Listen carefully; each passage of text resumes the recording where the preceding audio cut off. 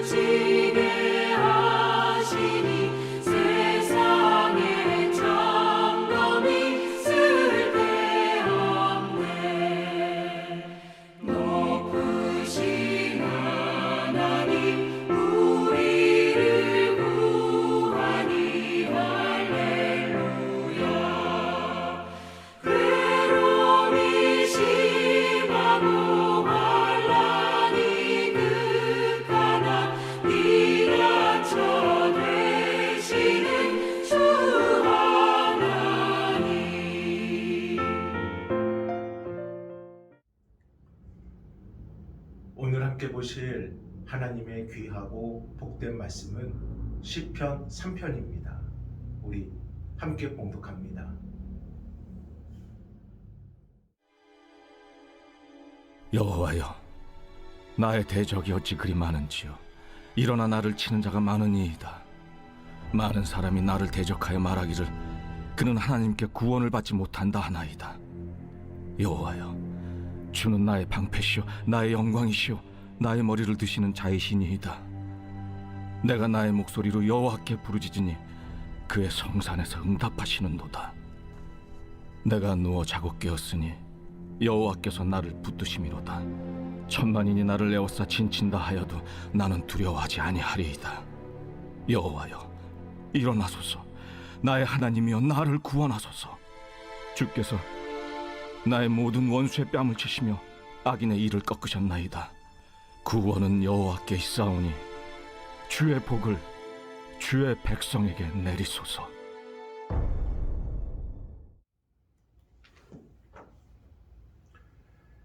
할렐루야. 영상을 통해 예배하시는 여러분을 주님의 이름으로 축복합니다. 예기치 않은 고난을 겪게 되면 우린 너무 쉽게 흔들리고 제대로 된 판단이 서질 않습니다. 그래서 혼돈이 와요. 왜 나에게 이런 어려움이 왔는지, 내가 자초해서 겪는 고난인지, 아니면 내가 무엇을 잘못해서 겪는 고난인지 자꾸 뒤를 돌아보게 됩니다. 그러면서 고난의 원인을 나에게서 찾고 고난의 이유를 나에게 물으니 그 고난은 해결되는 것이 아니라 더 큰 올무가 되어 나를 그대로 주저앉아 버리게 만듭니다. 하지만 성경은 그 고난 앞에서 하나님을 찾으면, 그래서 하나님을 통해 고난을 보고 하나님께 그 고난의 이유를 물으면 내가 볼 수 없었던 것을 보게 되고 내가 찾지 못했던 것을 찾게 된다 말씀해 주십니다. 우리 야고보서 1장 2절로 5절까지 말씀을 함께 봉독합니다. 내 형제들아, 너희가 여러 가지 시험을 당하거든 온전히 기쁘게 여기라. 이는 너희 믿음의 시련이 인내를 만들어내는 줄 너희가 알미라. 인내를 온전히 이루라. 이는 너희로 온전하고 구비하여 조금도 부족함이 없게 하려 함이라. 너희 중에 누구든지 지혜가 부족하거든 모든 사람에게 후히 주시고 꾸짖지 아니하시는 하나님께 구하라. 그리하면 주시리라. 아멘. 사랑하는 여러분, 우리가 고난을 겪을 때, 고난을 견딜 때 하나님이 그 이유가 되시길 주님의 이름으로 축복합니다. 주여, 지금 이 순간 너무나도 괴롭고 힘이 듭니다. 이 고난을 이길 수 있는 지혜를 주옵소서. 주여, 이대로 끝나는 삶이 아님을 믿고 기도하오니 이 고난을 버티고 이겨나갈 힘을 주옵소서. 저는 그래서 진실로 소망합니다. 저와 여러분에게 고난이 찾아왔을 때 그 고난이 하나님이 역사하시는 불기둥, 구름기둥 되길 주의 이름으로 소망합니다. 또한 그 고난이 하나님을 바라보는 발판이 되기를 소망하고, 또한 그 고난이 하나님의 지혜와 힘을 경험하는 은혜가 되길 주의 이름으로 소망합니다.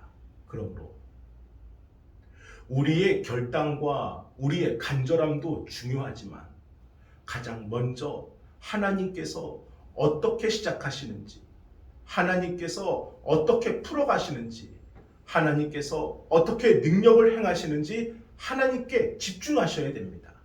하나님께서는 분명한 뜻이 있으시기에 저와 여러분을 그곳에 두고 머물게 하고 계신 겁니다.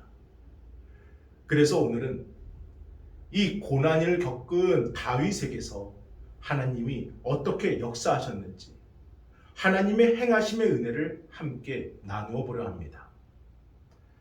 성경 인물 중 다윗만큼 가장 확실한 하나님의 사람이 또 있을까요? 하나님께 택함 받아 기름 부은 사람이요, 전장에 나가 블레셋의 거인 골리앗을 물리치고 사울은 천천히요 다윗은 만만이라 이스라엘의 군사로 승승장구한 사람이요, 사울의 그 칼날을 피해 결국 이스라엘의 두 번째 왕이 되며 전무후무한 역사상 가장 훌륭한 왕으로 추앙받게 됩니다. 그런데 그런 다윗에게도 고난이 찾아오게 되는데, 단순히 고난을 겪었다 이렇게 말을 한마디로 담을 수 없을 정도로 고난 위에 고난, 그 고난 위에 또 고난을 겪게 됩니다. 먼저 가정입니다.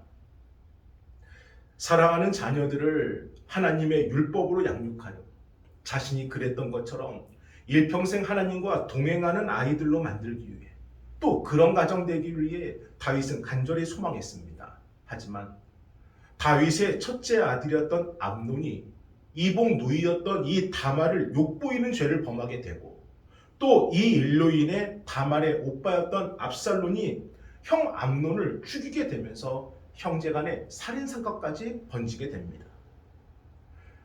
다윗의 신앙의 근본이었던 가정이 일순간에 무너져 버립니다. 가정 안에서 벌어진 이 간음과 살인사건을 어찌 감당할 수 있겠습니까? 이것은 고난이 아니라 절망입니다. 다윗의 가정이 무너졌어요. 두 번째는 나라입니다. 다윗의 셋째 아들이었던 압살론은 오래전부터 이 나라에 대한 욕심을 내고 있었는데, 누이 다말 사건에 대한 아버지 다윗의 흐지부지한 이 처사와 또 자신에 대한 이 서운한 태도가 불씨가 되어 오랫동안 준비했던 그 영모와 반란에 불을 지피게 됩니다. 하지만 다윗은 이미 커져버린 이 반란의 불을 잡을 길이 없어 그대로 고통과 치욕을 안고 도망치게 됩니다. 우리 사무엘하 15장 30절을 함께 읽어봅니다. 다윗이 감람산 길로 올라갈 때에 그의 머리를 그가 가리고 맨발로 울며 가고 그와 함께 가는 모든 백성들도 각각 자기의 머리를 가리고 울며 올라가니라. 아멘. 지난 세월 사울의 칼날 속에서도 굳건히 살아남았던 다윗이었는데 그 수많은 전쟁에서 승리를 이끌며 하나님의 세우심과 이끄심을 통해 여기까지 달려온 다윗이었는데 그런 그가 자신이 사랑하는 아들을 피해 맨발로 울며 도망을 칩니다. 무엇을 잃어버리고 다스리던 나라를 잃어버리고 말입니다. 이스라엘이 어떤 나라입니까? 하나님이 약속하신 땅이요, 하나님이 보호하시는 땅이요, 하나님께서 세우신 하나님의 나라입니다. 그런데 지금 그러한 나라를 잃어버리고 도망칠 수밖에 없는 다윗은 가정이 무너졌지만 나라조차도 잃어버리게 됩니다. 세 번째는 배신입니다. 가정이 무너졌을 때 다윗은 땅에 무릎을 꿇게 되었고 나라를 잃어버렸을 때는 이 두 팔을 땅에 짚게 되었습니다. 그런데 그런 다윗을 완전히 주저 눕게 만든 사건이 있었으니 그것은 바로 아히도벨이라는 이 충신이 다윗을 배신하고 압살롬의 편에 섰다라는 겁니다. 대체 아히도벨이 어떤 인물이기에 그럴까? 사무엘하 16장 23절을 함께 읽어봅니다.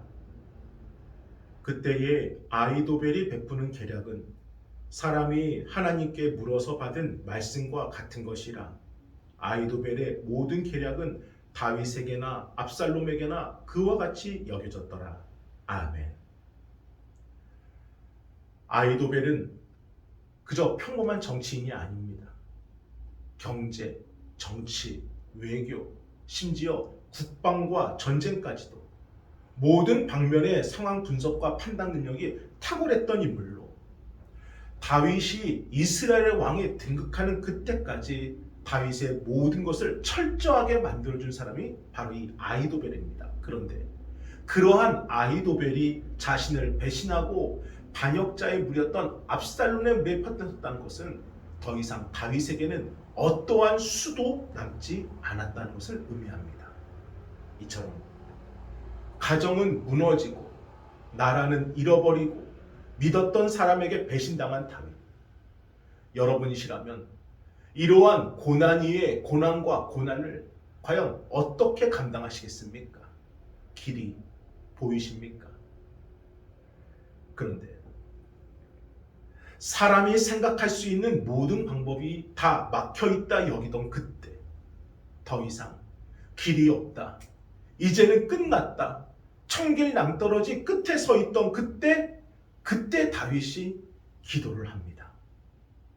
모든 것 멈추고 생각하는 것, 계산하는 것, 판단하는 것, 그 모든 것을 멈추고 그 자리에서 그저 무릎 꿇고 기도하기 시작합니다. 그 기도가 바로 오늘 본문 시편 3편입니다. 우리 시편 3편을 함께 봉독합니다. 여호와여, 나의 대적이 어찌 그리 많은지요. 일어나 나를 치는 자가 많으니이다. 많은 사람이 나를 대적하여 말하기를 그는 하나님께 구원을 받지 못한다 하나이다. 여호와여, 주는 나의 방패시요 나의 영광이시요 나의 머리를 드시는 자이시니이다. 내가 나의 목소리로 여호와께 부르짖으니 그의 성산에서 응답하시는도다. 셀라. 내가 누워 자고 깨어 있었으니 여호와께서 나를 붙드심이로다. 천만인이 나를 에워싸 진친다 하여도 나는 두려워하지 아니하리이다. 여호와여, 일어나소서. 나의 하나님이여, 나를 구원하소서. 주께서 나의 모든 원수의 뺨을 치시며 악인의 일을 꺾으셨나이다. 구원은 여호와께 있사오니 주의 복을 주의 백성에게 내리소서. 셀라. 아멘. 저는 다윗의 이 절박한 기도를 묵상하다 보니 이러한 마음과 생각이 들더라고요. 어쩌면 하나님께서 우리에게 원하시는 기도가 바로 이런 기도가 아닐까. 아직은 방법이 남아있는데, 내가 무엇인가 더 해볼 만한 것이 있는데, 이러한 생각과 마음을 품고 드리는 기도가 아니라, 주여, 제가 할 수 있는 것이 이제 더 이상 없습니다. 그저 주님을 바라보고 부르짖는 것, 이것밖에는 남지 않았습니다. 저 어찌 살면 되겠습니까? 어디를 가고 어떻게 하면 되겠습니까? 제발 저를 붙잡아 주옵소서. 제가 주님 아니면 갈 곳이 없고 주님 아니면 할 수 있는 것이 없습니다라고요. 지금 다윗이 그렇습니다.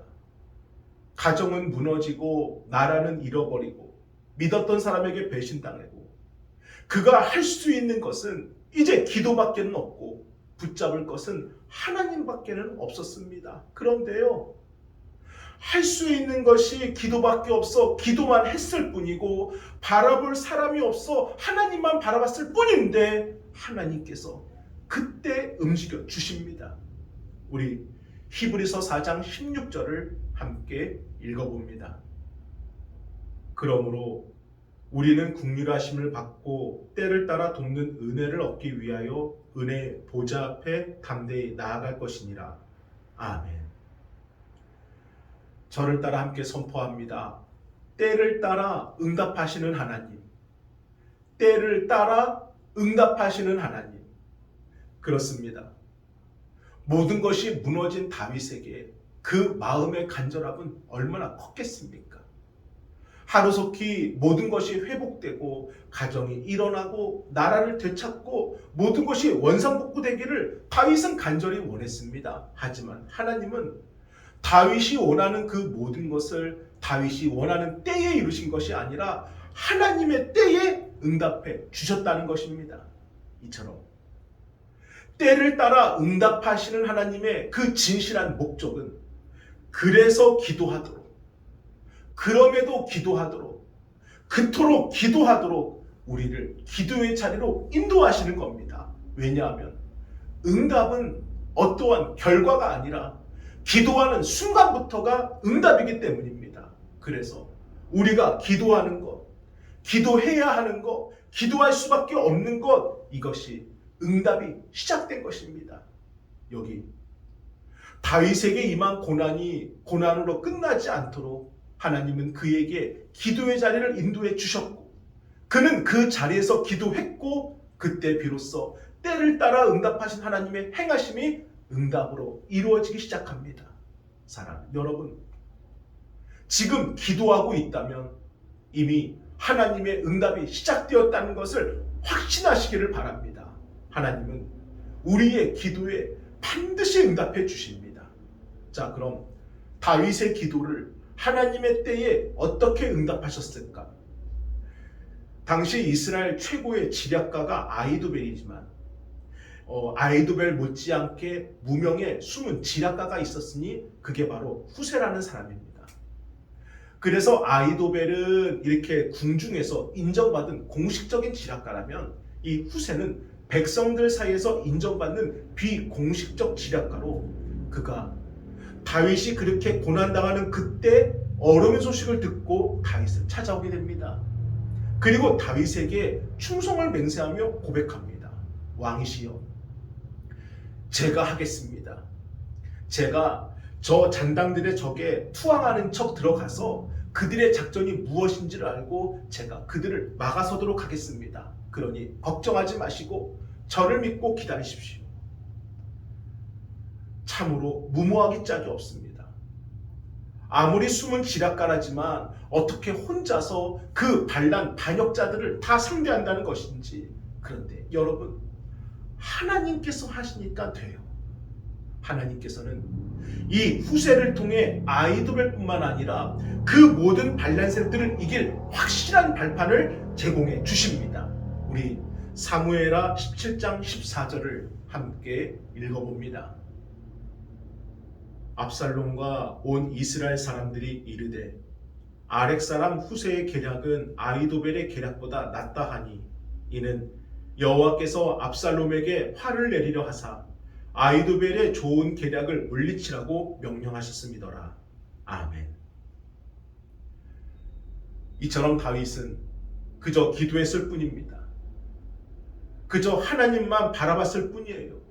그럴 수밖에 없었고 그것이 전부였습니다. 그런데 그때 하나님께서 다윗의 기도에 응답해 주셨습니다.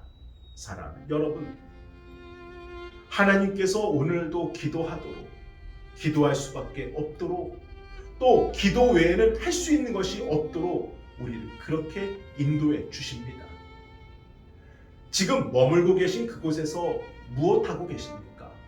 하나님께서는 분명한 뜻과 목적이 있으시기에 지금 우리를 그곳으로 옮기신 것이고, 그 목적과 뜻은 그곳에서 기도하라는 것입니다. 그러므로 오늘도 여러분의 자리에서 기도하십시오.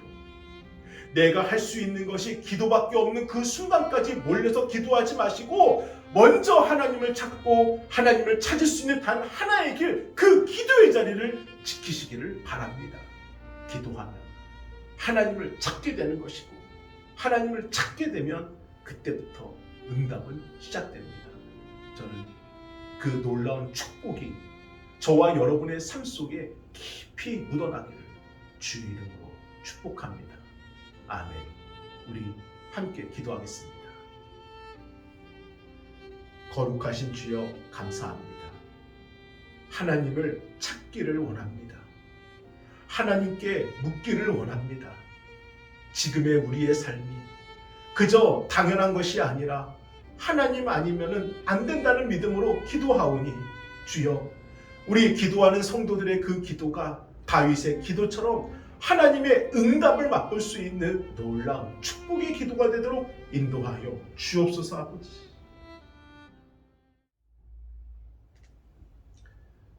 감사합니다. 정성껏 준비하신 예물을 하나님께 드리겠습니다.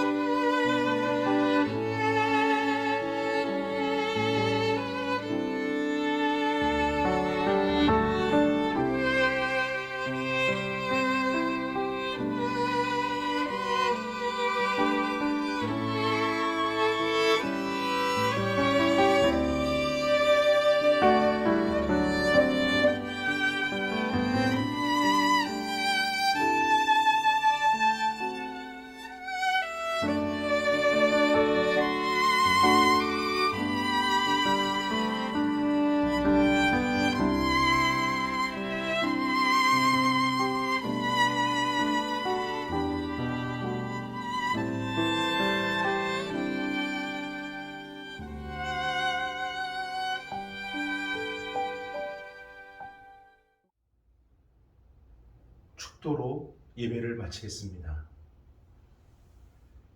이제는 우리 주 예수 그리스도의 은혜와 하나님의 그 크신 사랑하심과 성령님의 감화감동 역사하심이 기도하며 하나님의 때를 기다리는 우리 성도들 위해 이제로부터 영원토록 함께 하시길 간절히 축원하옵나이다. 아멘.